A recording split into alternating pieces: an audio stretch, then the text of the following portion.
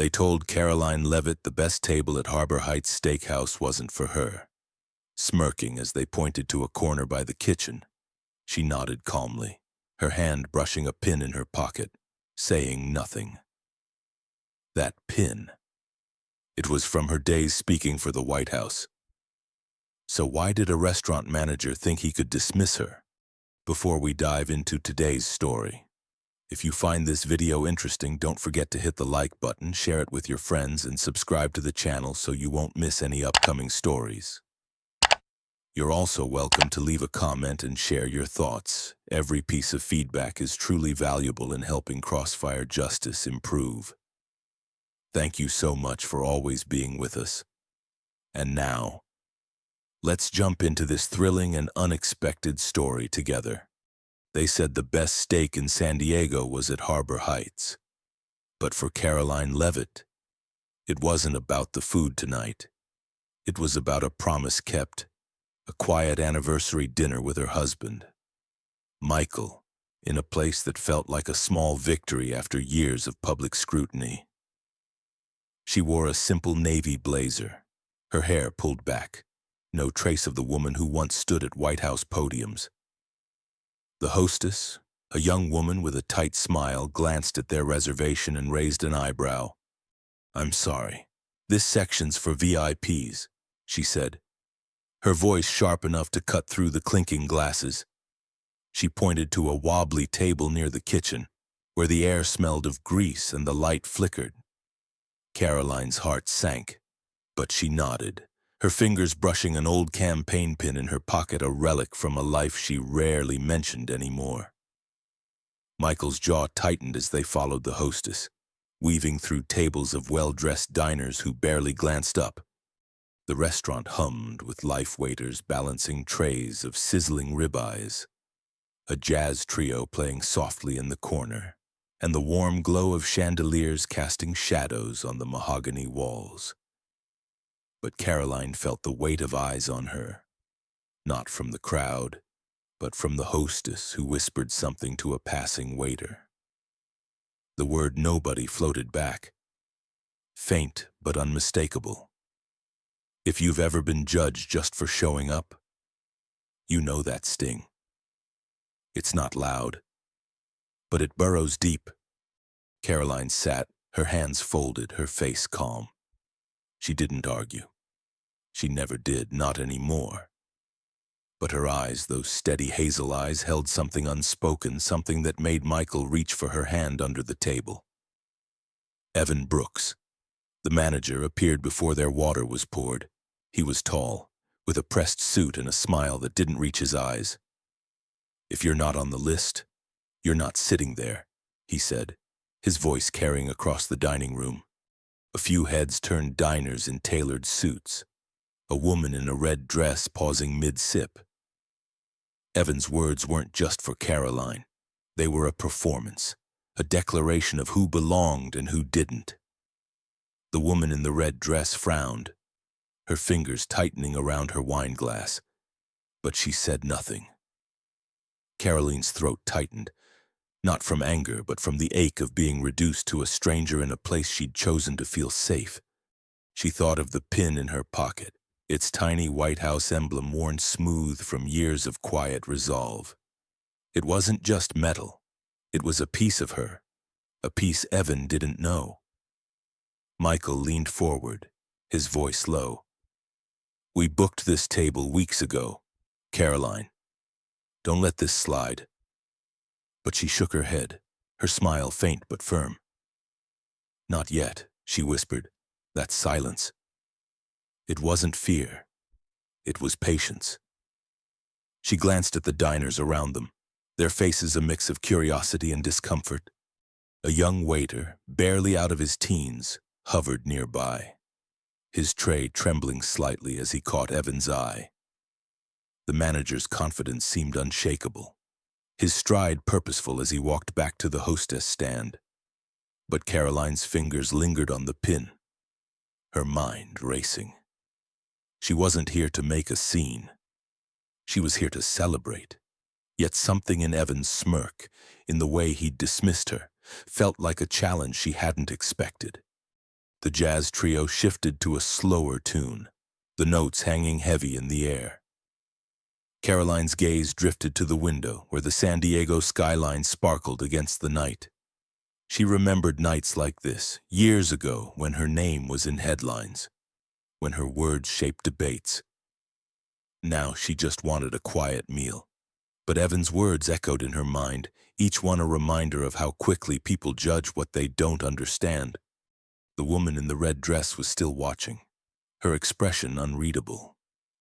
The waiter, now clearing a nearby table, glanced at Karoline with a flicker of guilt, as if he knew something was wrong but didn't know how to fix it. Karoline's hand slipped into her pocket, the pin's edges pressing into her palm. What was she holding on to? And why did Evan's certainty feel like it was already starting to crack? Karoline Leavitt sat at the cramped table by the kitchen, the clatter of pots and the sizzle of steaks filling the air at Harbor Heights Steakhouse. Her fingers traced the worn edges of the campaign pin in her pocket, a small, tarnished thing from her days as a White House press secretary. She hadn't touched it in years, not since she'd left Washington, trading podiums for a quieter life in San Diego. The pin was a reminder of a time when her voice carried weight, when her name opened doors instead of closing them.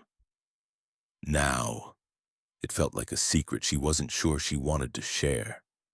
The restaurant's warm glow and the soft jazz in the background couldn't mask the sting of Evan Brooks' words from earlier. If you're not on the list, you're not sitting there. They lingered in her mind, sharp and unyielding, like a splinter she couldn't pull free.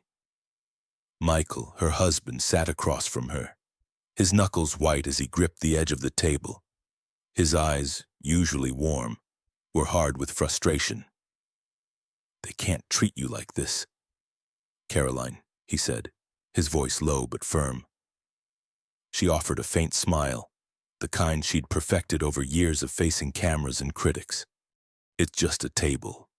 "Michael," she said, but her heart ached, not for herself but for the principle. This wasn't about a seat. It was about being dismissed, reduced to a nobody in a place where she'd hoped to feel at home. Have you ever felt your name erased, like it never mattered? That's what Karoline carried as she sat there, her posture straight, her face calm. But inside, a quiet storm was brewing, one she wasn't ready to unleash. The young waiter, barely 20, approached with a pitcher of water, his hands unsteady as he poured. He avoided Karoline's gaze, his cheeks flushed, as if he knew Evan's orders and didn't agree but couldn't say so. His name tag read Tyler, and his quick glances toward the hostess stand suggested he was more afraid of Evan than of Karoline. She noticed his hesitation, the way his fingers fumbled with the pitcher, and she felt a pang of sympathy. He was just a kid, caught in someone else's power play. She wanted to tell him it was okay, that she didn't blame him. But words felt heavy tonight. Instead, she nodded slightly, a gesture of kindness that made Tyler pause, his eyes meeting hers for a fleeting moment before he hurried away. At the next table, a couple in their 60s whispered to each other, their voices too low to catch but their body language clear. The woman shook her head, her silver earrings glinting as she leaned toward her husband. He frowned, his fork tapping against his plate, but neither spoke up. Karoline saw it all, their discomfort, their silence. It was familiar, the way people watched injustice unfold but stayed on the sidelines, unsure or unwilling to step in. She didn't resent them. She'd seen it before, in press rooms and boardrooms, where silence was often louder than words. But tonight, that silence felt personal, a reminder of how far she'd come and how quickly it could all be forgotten. Karoline's thoughts drifted to the pin, its tiny White House emblem etched with memories of late nights drafting statements, of standing before a room of reporters, her voice steady even when her knees shook. She'd been young then, barely 30, thrust into a role that demanded she speak for a nation, She'd faced skepticism, accusations, and worse, but she'd held her ground. Now, in this restaurant, she was just another customer, her past invisible to those who saw only her plain blazer and unassuming demeanor. The irony wasn't lost on her. She'd once shaped headlines, yet here she was, judged by a man who didn't even know her name. Michael reached for her hand under the table, his touch grounding her. "You don't have to take this," he said, his voice softer now, laced with worry. She squeezed his hand, her smile steady but her eyes distant. "I'm not taking it," she said quietly. "I'm choosing when to respond." That choice, that restraint, was her strength, honed over years of navigating power and prejudice.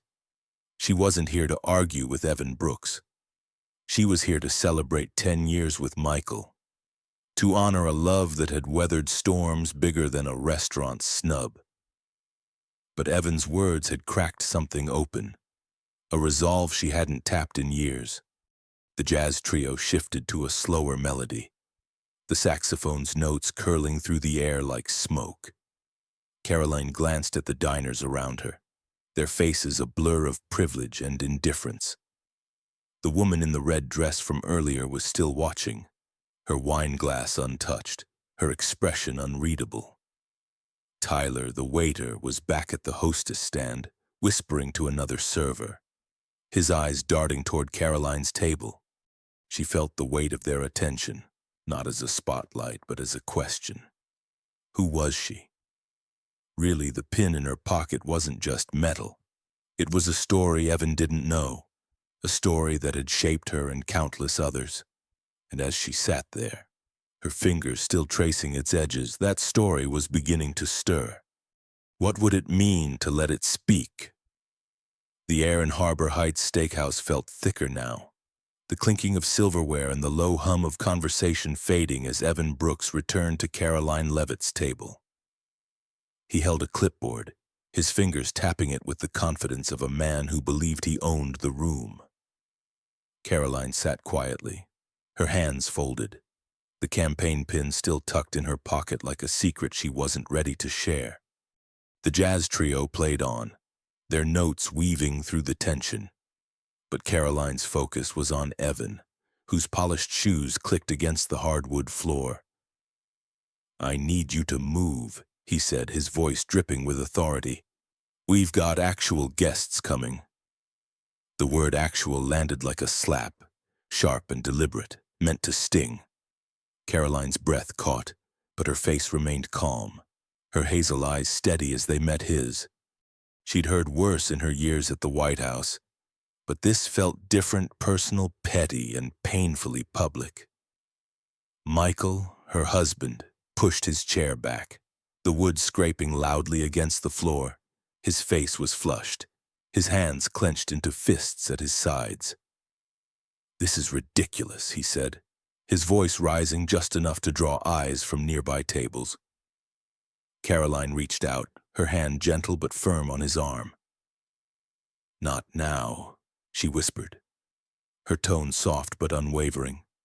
That silence, it wasn't weakness, it was resolve. She'd learned long ago that reacting in anger gave people like Evan exactly what they wanted. She wouldn't give him that satisfaction. Not yet. Her heart pounded, not from fear but from the weight of the moment. This wasn't just about a table anymore. It was about dignity, about being seen for who she was, not who Evan assumed her to be. Karoline's voice was steady as she spoke, each word measured.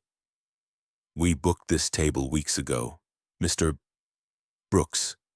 I have the confirmation email if you'd like to see it." Her politeness was a shield, one she'd wielded in press rooms and boardrooms. But Evan scoffed, his laugh loud enough to hush the dining room. "Rules are rules. Lady," he said, waving his clipboard as if it held the final word. The room seemed to hold its breath. A woman in a red dress at a nearby table stared, her fork frozen mid-air, her lips parted in quiet shock. A couple in their 60s exchanged glances. their discomfort plain but their voices silent. The young waiter, Tyler, hovered near the kitchen door, his tray clutched tightly, his eyes flickering with guilt. He looked like he wanted to say something, but Evan's presence loomed too large. The restaurant's warmth, with its mahogany walls and glowing chandeliers, felt suffocating now. The jazz trio's melody a faint backdrop to the tension. Karoline's mind raced, not with anger but with clarity. She thought of the pin in her pocket, its White House emblem a reminder of the battles she'd fought and won. She'd faced rooms full of skeptics, reporters who'd tried to tear her down, yet she'd always stood tall. But tonight, she just wanted to celebrate her anniversary, to share a quiet meal with Michael. Evan's dismissal wasn't just rude, it was a challenge to her very existence, a demand that she prove her worth in a place where she should have been welcomed. Have you ever been asked to justify your place in a room? That's what Karoline felt, sitting there, her hands steady but her heart heavy. Evan turned to walk away, his smirk smug, his stride confident. He thought he'd won, that his word was law in this polished corner of San Diego. But Karoline's hand slipped into her purse, her fingers closing around her phone. She didn't pull it out yet, but the motion was deliberate, a quiet act of defiance. Michael noticed, his eyes narrowing slightly, a question in his gaze. She didn't answer, not with words. Her expression was enough calm, focused, the look of someone who'd been underestimated before and knew exactly how to respond. The woman in the red dress was still watching, her wine glass untouched, her brow furrowed as if she sensed something shifting. Tyler, now clearing a nearby table, glanced at Karoline, his hands trembling slightly. He looked like he wanted to apologize, but he didn't. Not yet. Karoline's thoughts drifted to her time in Washington, to the nights she'd spent crafting statements that would be dissected by millions. She'd learned to choose her moments, to let silence speak before words. Tonight, she could feel the room watching, not just Evan but the diners, the staff, the woman in the red dress. They were waiting, even if they didn't know it, for her to decide what came next. She didn't want a scene, didn't want to turn this anniversary into a spectacle. But Evan's words, actual guests, echoed in her mind, each syllable a reminder of how quickly people judge what they don't understand. Her fingers tightened around the phone, its cool surface grounding her. She wasn't ready to act, not yet. But the choice was hers, and she knew it. The jazz trio's melody softened, the saxophone's notes lingering like a question. Karoline glanced at Michael, his face still tense but his trust in her absolute. She thought of the pin, of the years it represented, of the voice she'd once used to shape a nation's conversations. That voice was still there, quiet but unbroken. Evan was halfway across the room now, his clipboard tucked under his arm, his confidence unshaken. But Karoline's hand stayed on her phone, her mind made up. She wasn't here to argue. She was here to be seen. And as the diner's eyes lingered, as Tyler's guilt grew, as the woman in the red dress leaned forward, Karoline knew someone was watching closer than she'd expected. What was she about to do? And who would see it first? The dining room at Harbor Heights Steakhouse seemed to pause, the clatter of plates and the murmur of conversation fading as Karoline Leavitt held her phone steady, its camera capturing the polished chaos around her.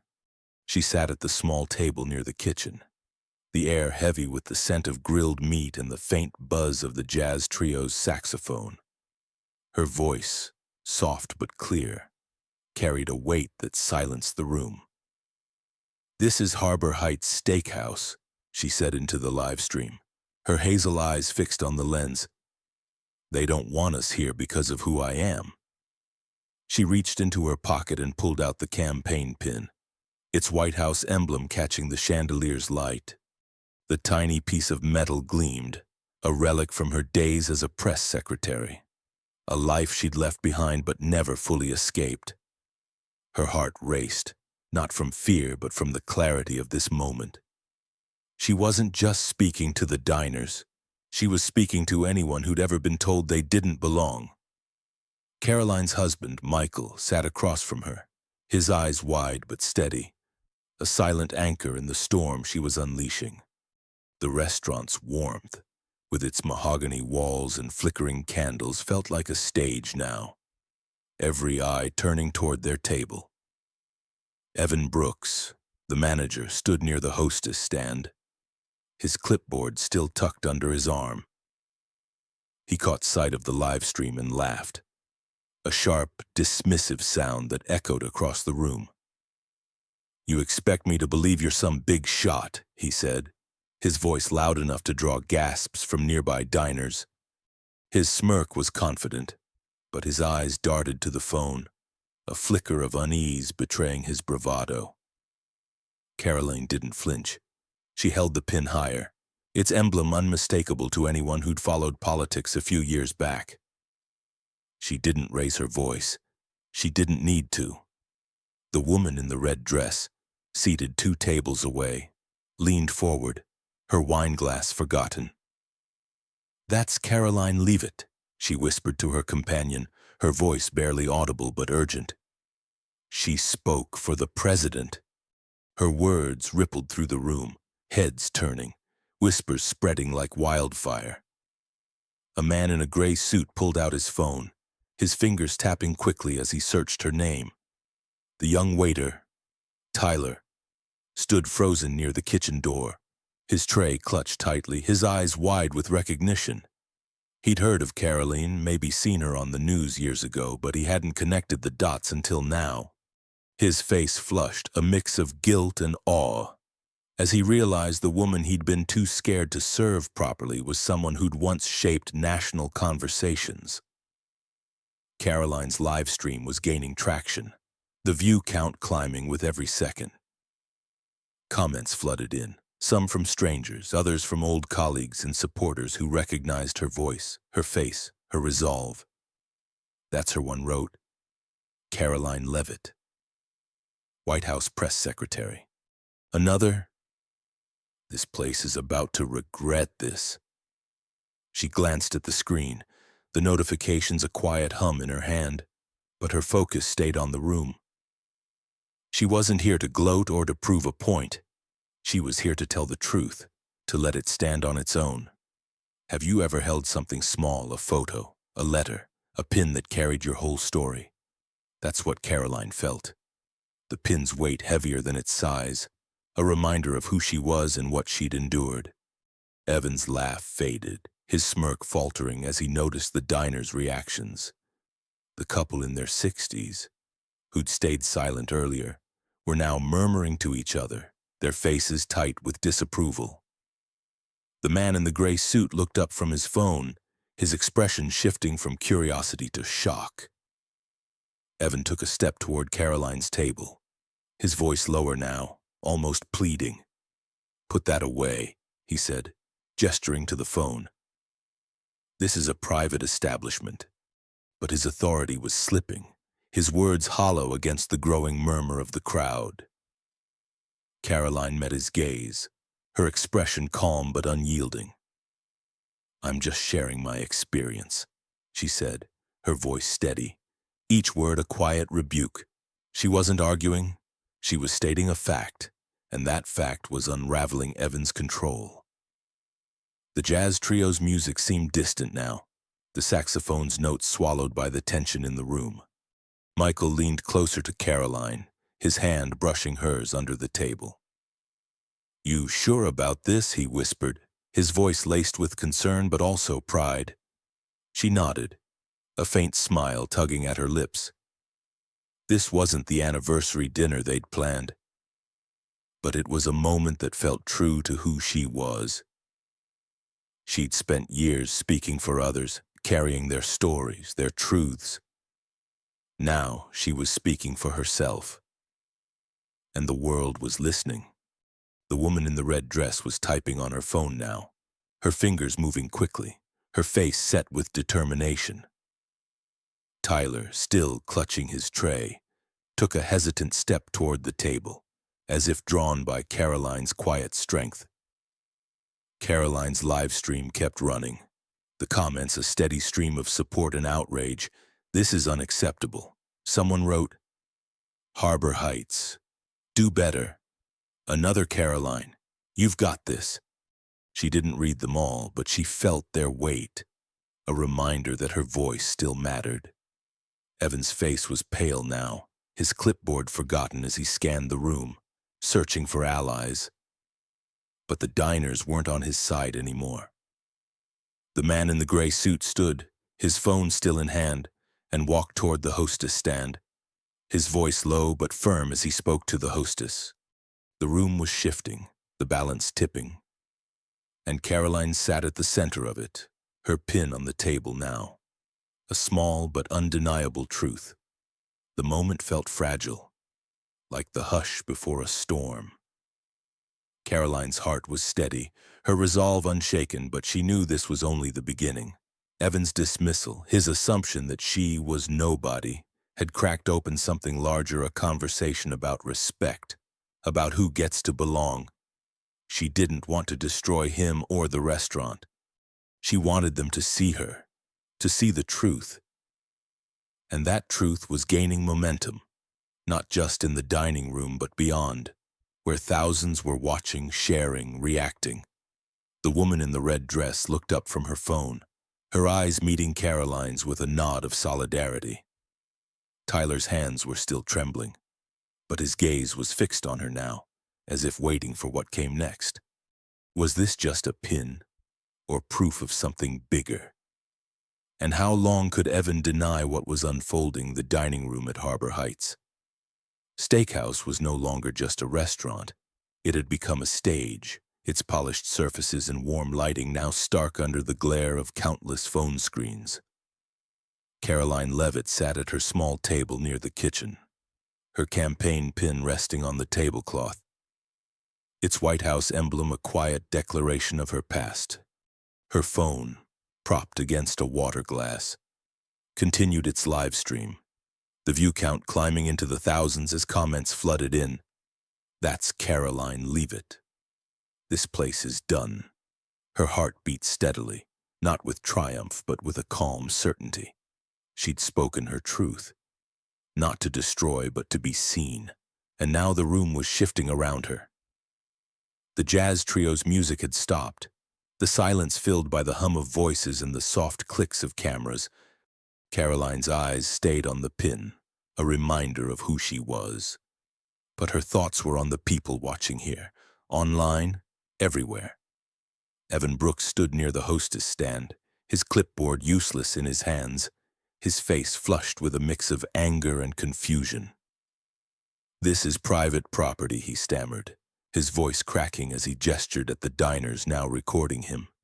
Phones were everywhere, held by men in suits, women in evening dresses, even a teenager at a corner table who'd been quiet until now.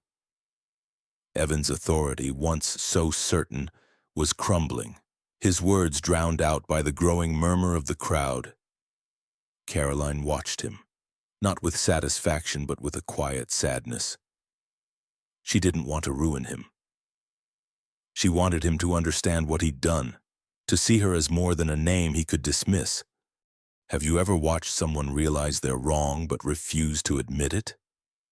That's what Karoline saw in Evan's eyes, a man clinging to a power that was slipping away. The woman in the red dress stood, her chair scraping softly against the hardwood floor. She was in her 50s, her silver hair catching the chandelier's light, her voice clear and sharp as it cut through the tension. "You can't treat people like this," she said. Her words directed at Evan but loud enough for the room to hear. Diners nodded, some whispering to each other, their faces a mix of shock and agreement. The woman's companion, a man in a tweed jacket, stood beside her, his phone still recording. "I'm posting this," he said, his voice steady. Caroline's live stream buzzed with notifications, local influencers, food bloggers. Even a San Diego news outlet had shared the stream. The world outside was waking up to what was happening inside Harbor Heights, and Karoline felt the weight of that attention, not as pressure but as possibility. Tyler, the young waiter, stood near the kitchen door, his tray trembling in his hands. He muttered to a colleague, a woman with a tight ponytail who glanced at Karoline with wide eyes. "I didn't sign up for this," Tyler said, his voice barely above a whisper, but Karoline caught it. She saw the conflict in his face, the way his shoulders hunched as if he wanted to disappear. She didn't blame him. He was young, probably working to pay for school, caught in a moment bigger than he'd expected. She wanted to tell him it was okay, that she understood, but her focus was on the room, on the tide turning in her favor. Michael, her husband, leaned closer, his hand warm on hers. "They're with you," he whispered, his voice thick with pride. Karoline nodded, her throat tight, not from fear but from the realization that she wasn't alone. The kitchen door swung open, and the room seemed to hold its breath. Marco, the head chef, stepped out, his apron draped over his arm, his face weathered and grim. He was a grizzled man in his 60s, his hands scarred from years over hot stoves, his presence commanding even in silence. "I'm done," he said, his voice low but firm, directed at Evan. The words landed like a stone in still water, ripples spreading through the dining room. Diners gasped, some standing to get a better view. Evan's face paled, his clipboard slipping from his grasp. "Marco." "You can't," he started, but the chef raised a hand, cutting him off. "I've cooked for presidents, senators, people who earned their place," Marco said, his eyes flicking to Karoline. "You don't get to decide who's worthy." He walked toward the exit, his steps deliberate, leaving Evan frozen in place. Karoline's heart skipped, not from surprise but from gratitude. She didn't know Marco, had never met him before tonight, but his words felt like a lifeline, a reminder that some people saw beyond titles and tables. The woman in the red dress clapped softly, others joining in. A quiet applause that grew louder as more diners stood. Tyler's colleague, the woman with the ponytail, set her tray down and walked toward Karoline's table. Her face flushed but resolute. "I'm sorry," she said, her voice shaking. "I should have said something earlier." Karoline smiled, her eyes soft. "You're saying it now," she said, and the woman nodded, tears brimming. The live stream captured it all, the comments now a torrent. "This is justice. Karoline's a hero." Evan took a step back, his hands raised as if to ward off the crowd's judgment. "This is a misunderstanding," he said. But his voice was weak, his confidence shattered. The man in the gray suit from earlier approached him, his phone still in hand. "I've got the owner on the line," he said, his tone clipped. "He wants to know what's going on." Evan's eyes widened, his mouth opening but no words coming out. Karoline watched, her calm unshaken, the pin on the table like a badge of her truth. She didn't speak, didn't need to. The room was speaking for her now, the diners, the staff, the thousands online. She'd started this to be seen, but it was becoming something bigger, a moment that could change more than just one night. The chandelier's light flickered, casting shadows across the room. Karoline's live stream kept running, its reach growing with every share, every comment. She felt Michael's hand, steady and warm, and she knew this wasn't the end. Marco's departure, the woman in the red dress. Tyler's colleague, they were just the beginning. The restaurant was unraveling, not because of her but because of what she'd revealed. She didn't want to destroy Harbor Heights. She wanted it to be better, to be a place where no one was turned away for who they were. The crowd's applause faded, but their eyes stayed on her, waiting for what came next. What had Karoline unleashed, and who else was about to take her side? The dining room at Harbor Heights Steakhouse was unraveling, its once polished charm now a backdrop to chaos. Tables sat empty, plates of half-eaten steak abandoned, as diners filed toward the exit, their murmurs blending with the faint clink of glassware. Karoline Leavitt remained at her small table near the kitchen, her campaign pin glinting under the chandelier's light, a quiet testament to her past. Her phone, still live streaming, buzzed with notifications, the view count soaring as her story trended nationwide. Comments poured in, a digital chorus of outrage and support. Karoline's a legend. Shut this place down. She sat calmly, her hands folded, but her heart was heavy with the weight of what she'd started. She hadn't wanted this, a restaurant in shambles, a man's career in tatters. She'd wanted a quiet anniversary dinner with Michael, her husband. But Evan Brooks' dismissal had forced her hand, and now the truth was standing tall, undeniable, in the center of the room. Evan's face was red, his voice hoarse as he shouted after Marco, the head chef who'd just walked out. "You can't quit," he yelled. But the kitchen door had already swung shut. Marco's apron left crumpled on the floor. The live stream captured every second, its unblinking lens exposing Evan's desperation to a growing audience. He turned to the remaining diners, his hands raised as if he could stop the tide. "This is a misunderstanding," he said. But his words fell flat, drowned by the sound of chairs scraping as more people stood to leave. Some paused at Karoline's table, dropping cash $10-20 as a quiet gesture of solidarity. A woman in a blue scarf pressed a crumpled bill into Karoline's hand, whispering, "You're braver than I'd be." Karoline nodded, her throat tight, not from pride, but from the shared hurt she saw in the woman's eyes. The woman in the red dress approached, her silver hair catching the light, her face set with purpose. "I'm a food critic," she said, her voice firm but kind. "This'll be my next story." She held up her phone, showing a draft post already gaining likes. "I've got a following, and they'll hear about this." Karoline's eyes met hers, a silent understanding passing between them. This wasn't just about one night, it was about every time someone was judged unfairly, pushed aside for who they were.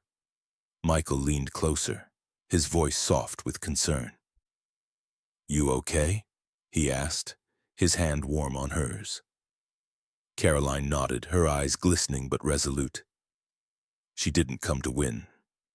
She came to end the lie, and that lie, Evan's assumption that she was nobody, was crumbling faster than he could control. Online, Harbor Heights ratings were plummeting. 1-star reviews flooded in, each a dagger to the restaurant's reputation. Disgusting behavior, never coming back. Karoline's live stream had become a beacon, drawing attention from San Diego and beyond. A notification flashed on her phone, a text from a local news anchor. "Karoline, I'm with Channel 7. Can we interview you?" Her breath caught, not from surprise, but from the realization of how far this was spreading. She hadn't planned for this, hadn't wanted the spotlight again. Years ago, she'd left Washington to escape the glare of public life, to build a quieter world with Michael. But tonight, that world had collided with her past, and she had a choice: stay silent and let the moment pass, or speak and risk everything she'd built. Evan, now pacing near the hostess stand, tried to regain control. "I'm shutting off the Wi-Fi," he said, his voice sharp as he fumbled with his phone. But it was too late. The live stream had been shared across platforms, picked up by influencers, bloggers, even a national news outlet. Diners were still recording, their phones a silent jury capturing Evan's every move. Tyler, the young waiter, stood near the bar, his tray forgotten, his face pale. He whispered to the waitress with the ponytail, who nodded slowly, her eyes fixed on Karoline. "She's not lying," Tyler said, his voice barely audible. "I saw her on TV once, years ago." The waitress hesitated, then set her own tray down, her hands trembling. She took a step toward Karoline's table, then stopped, as if unsure of her place in this moment. The room felt smaller now, the air thick with the weight of choices. Karoline's live stream kept running, its comments a steady pulse of support. "Keep going." "Karoline, this is bigger than one restaurant." She glanced at the screen, then at the pin on the table, its emblem a reminder of the voice she'd once used to shape debates. That voice was hers again, not for fame but for truth. She thought of the people watching, not just here but across the country. People who'd felt dismissed, unseen, unworthy. This wasn't just her story anymore. It was theirs.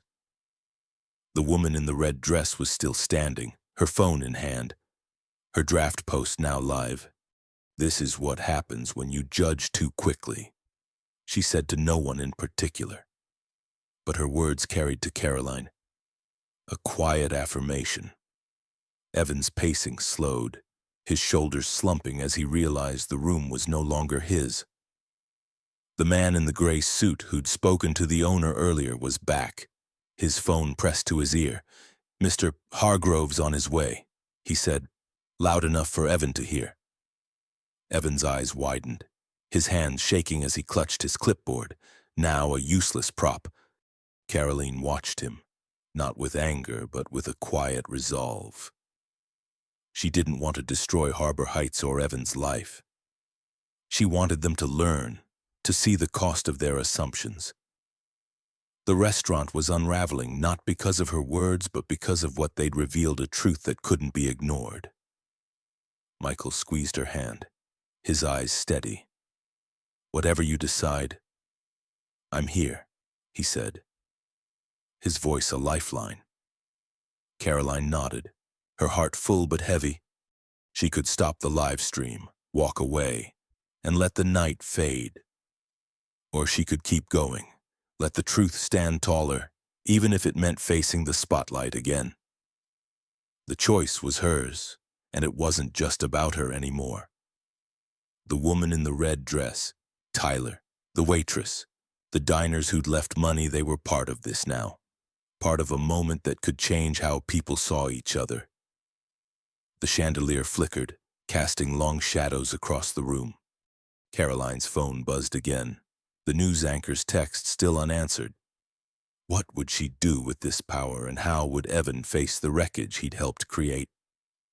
The dining room at Harbor Heights Steakhouse was a shadow of its former self, its once vibrant energy drained as tables sat empty, their candles flickering in the quiet.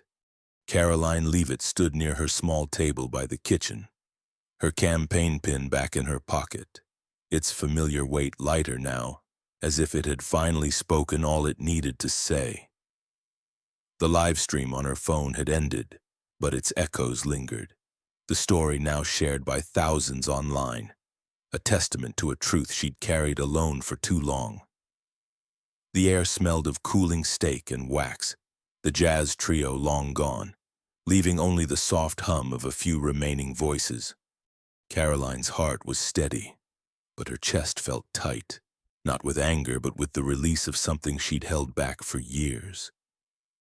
She hadn't wanted to upend this place, to turn her anniversary into a public reckoning.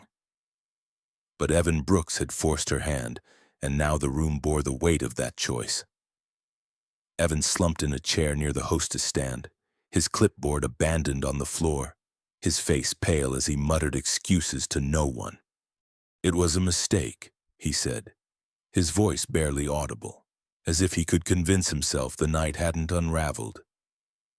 The few diners left a couple in their 60s. A young man still recording on his phone watched him with a mix of pity and disdain. Karoline stepped forward, her voice steady, each word clear in the hushed room. "I didn't want this," she said, her eyes meeting Evan's. but you chose to judge. Her words weren't loud, but they carried the strength of someone who'd spent years speaking truths others didn't want to hear. Evan looked away, his hands trembling, unable to meet her gaze. That silence. It wasn't defeat. It was the truth settling in, heavy and undeniable. The woman in the red dress approached, her silver hair glinting under the chandelier's fading light. She held out a business card, her fingers steady, her voice a whisper meant only for Karoline. "You've got allies," she said, her eyes warm with respect. "My name's Ellen. Call me if you need anything." Karoline took the card, her fingers brushing Ellen's, a small connection that felt like a lifeline. She nodded, her throat tight, not from sadness but from gratitude. Michael, her husband, pulled her close, his arm around her waist, his breath warm against her hair. For the first time that night, Karoline let a tear fall not from pain but from relief. She'd carried this moment alone until now, but she wasn't alone anymore. The room, the people, the thousands online, they'd seen her. And that was enough. The door to the restaurant opened, and a man in a dark suit entered, his presence commanding despite his unassuming stride. He was older, with gray hair and a face lined with years of decisions. "Mr. Hargrove," the man in the gray suit from earlier said, stepping forward. "This is the owner." Hargrove's eyes scanned the room, taking in the empty tables, the scattered cash on Karoline's table, Evan's slumped figure. He turned to Evan, his voice cold. "We need to talk. Now." Evan stood, his movements slow, as if he could delay the inevitable. He followed Hargrove to a corner, his head bowed, his earlier confidence gone. Karoline watched, not with triumph, but with a quiet resolve. She didn't want Evan destroyed. She wanted him to learn, to carry this moment as a reminder of what happens when you judge too quickly. Tyler, the young waiter, stood near the bar, his tray long forgotten. He approached Karoline hesitantly, his face flushed with shame. "I'm sorry," he said, his voice breaking. "I should have done something sooner." Karoline smiled, her eyes soft. "You're here now." "Tyler," she said, and he nodded, tears brimming. The waitress with the ponytail, whose name tag read Lila, joined him, her hands clasped tightly. "We didn't know who you were," she said, "but that shouldn't matter." Karoline's heart ached, not for herself but for them, for the way they'd been caught in Evan's power play. "It's okay," she said, her voice gentle. "You're speaking up. That's what counts." Their apologies were small but sincere, a reminder that change starts in moments like these, in the courage to admit a mistake. The room felt quieter now, the tension easing as the truth took root. Karoline's phone buzzed with a new message, this time from an old colleague in Washington. "You're still making waves.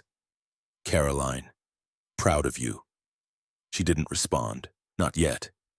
She needed this moment, this stillness, to feel the weight of what had happened.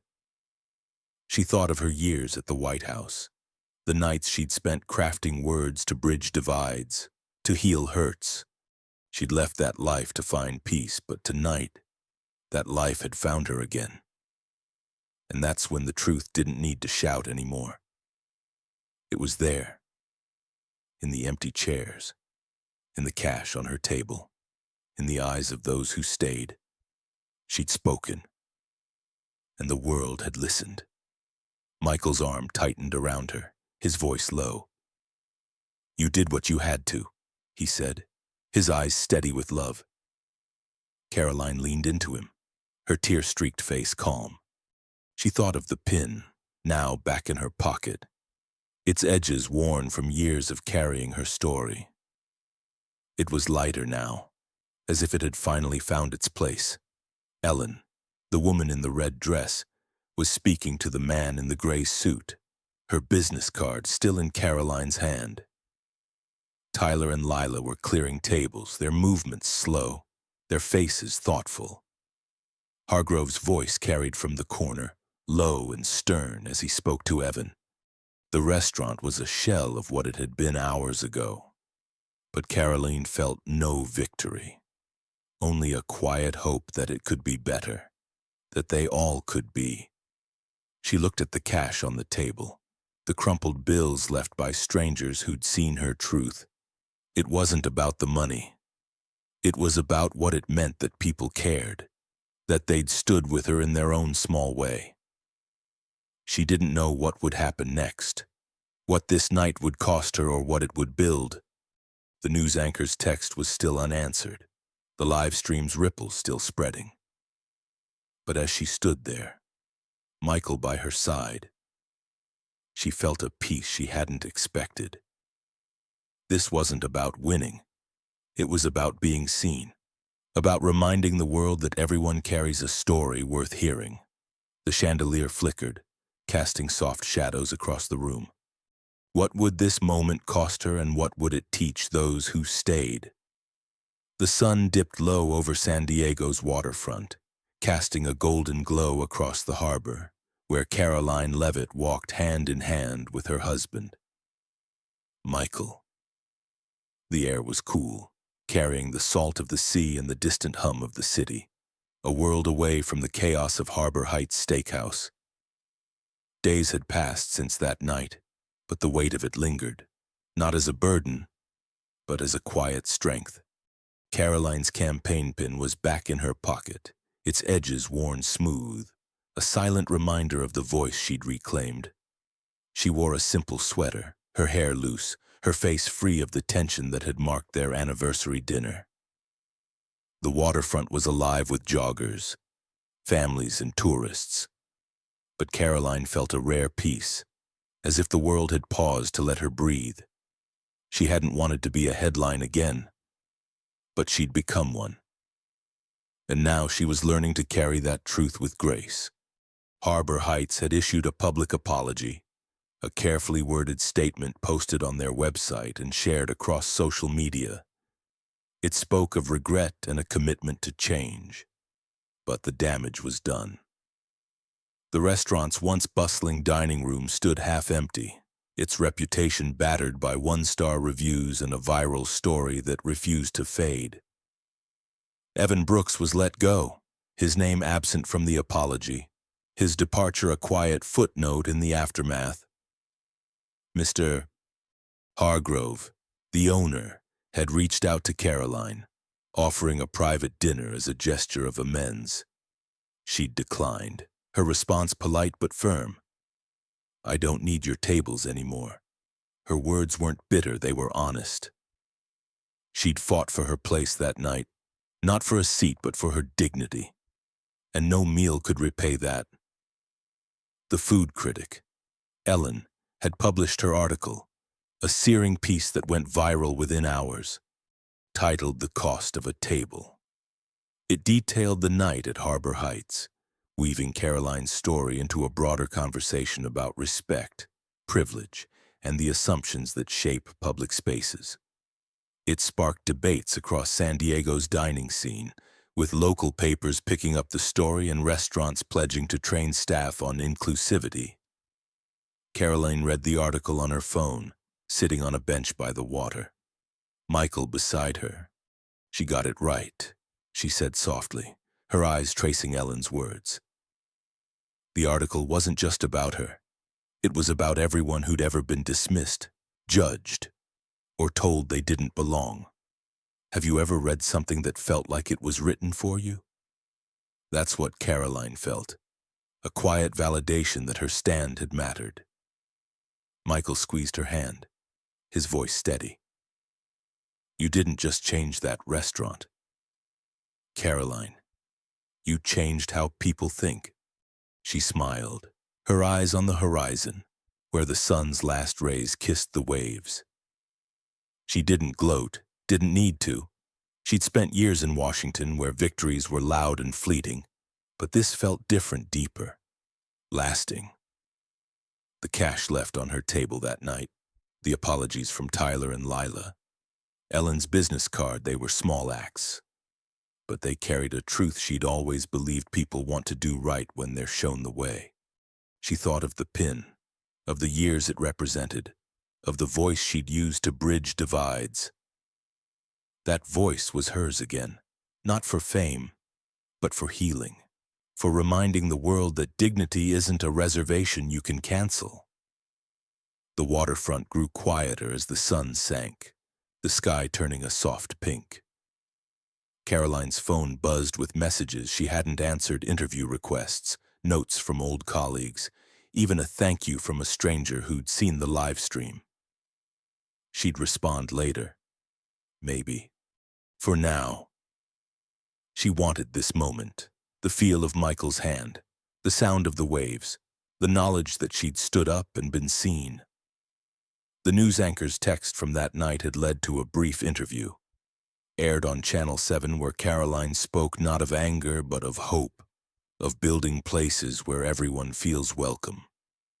The clip spread online, shared by people who saw in her a quiet courage, a refusal to let judgment define her. She thought of Harbor Heights, its empty chairs a lesson etched into San Diego's memory. The restaurant was struggling, but there were whispers of change: a new manager, staff retraining, a pledge to prioritize respect. Karoline didn't know if it would last, but she hoped it would, hoped the night she'd endured would leave a mark that outlasted the hurt. She thought of Tyler, his tearful apology, and Lila, who'd found her voice too late but found it all the same. She thought of Ellen, whose article had given her story wings, and of the strangers who'd left money. Their small acts a reminder that truth doesn't whisper, it's loud when someone dares to say it. Michael stopped walking, turning to face her, his eyes soft. "I'm proud of you," he said, his voice thick with emotion. "Not for what you did, but for who you are." Karoline's eyes glistened, not with tears, but with a warmth she hadn't felt in years. She leaned into him, her head against his chest, the harbor's rhythm steady around them. This wasn't the anniversary they'd planned, but it was the one they'd needed, a reminder of their strength together. She didn't need Harbor Heights' apology or their tables. She needed this, the quiet certainty that she'd left something behind, a story that urged others to stand when the world tells them to sit. The sky darkened, stars beginning to peek through the twilight. Karoline's hand slipped into her pocket, brushing the pin one last time. It was just metal, but it carried her story, her truth, and now it carried this moment too. She didn't know what came next: more interviews, more attention, or just the quiet life she'd chosen with Michael. But she knew she'd carry this night with her, not as a wound, but as a light, a reminder that standing up matters, even when it's hard. The harbor's waves lapped gently, their sound a soft echo of the truth she'd spoken. What would her story inspire, and who would carry it forward? Karoline's hand rested on the pin in her pocket, its edges worn but warm, as the harbor's waves whispered against the shore. She didn't need to speak anymore. The truth had found its voice. Wasn't that enough?